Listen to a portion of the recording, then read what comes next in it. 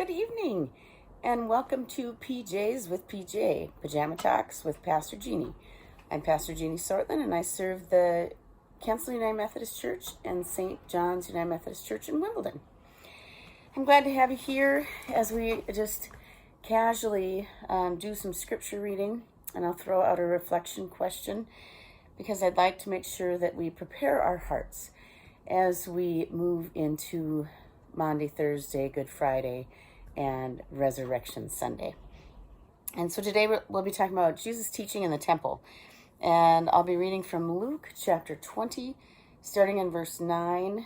And it is a little bit of a longer passage. It goes through verse 40. He began to tell the people this parable. A man planted a vineyard and leased it to tenants and went to another country for a long time. When the season came, he sent a slave to the tenants in order that they might give him his share of the produce of the vineyard. But the tenants beat him and sent him away empty-handed. Next he sent another slave. That one also they beat and insulted and sent away empty-handed. And he sent still a third.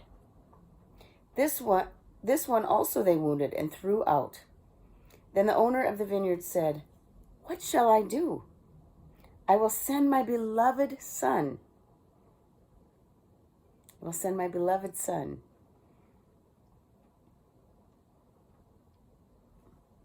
Perhaps they will respect him."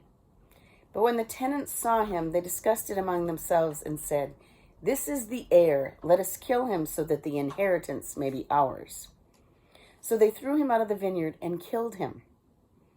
What then will the owner of the vineyard do to them?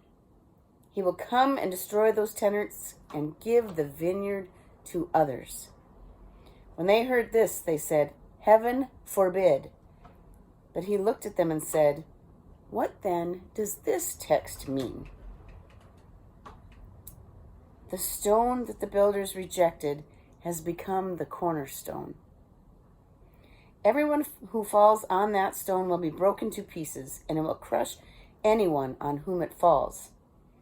When the scribes and chief priests realized that he had told this parable against them, they wanted to lay hands on him at that very hour, but they feared the people. So they watched him and sent spies who pretended to be honest in order to trap him by what he had said, so as to hand him over to the jurisdiction and authority of the governor. So they asked him, "Teacher, we know that you are right in what you say and teach, and you show deference to no one, but teach the way of God in accordance with truth. Is it lawful for us to pay taxes to the emperor or not?" But he perceived their craftiness and said to them, "Show me a denarius. Whose head and whose title does it bear?" They said, "The emperor's." He said to them, "Then give to the emperor the things that are the emperor's, and give to God the things that are God's." And they were not able, in the presence of the people, to trap him by what he said. And being amazed by his answer, they became silent. Some Sadducees, those who say there is no resurrection, came to him and asked him a question. "Teacher, Moses wrote for us that if a man's brother dies, leaving a wife but no children, the man shall marry the widow and raise up children for his brother.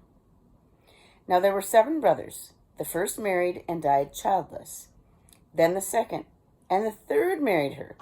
And so in the same way, all 7 died childless. Finally, the woman also died. In the resurrection, therefore, whose wife will the woman be? For the 7 had married her." Jesus said to them, "Those who belong to this age marry and are given in marriage. But those who are considered worthy of a place in that age and in the resurrection from the dead neither marry nor are given in marriage. Indeed, they cannot die anymore, because they are like angels and are children of God, being children of the resurrection. and the fact that the dead are raised, Moses himself showed in the story about the bush, where he speaks of the Lord as the God of Abraham, the God of Isaac, and the God of Jacob. Now he is God not of the dead, but of the living, for to him all of them are alive.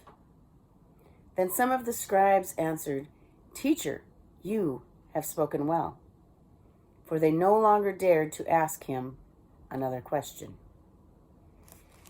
So look, they're really trying to trap Jesus at this point, trying to get him to say something in front of the people that they could prosecute him for. But these teachings are tough, aren't they?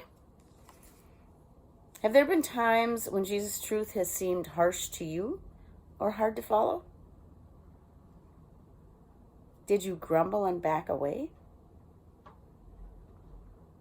Did you question him? Thoughts for this Holy Tuesday. Good night, everyone.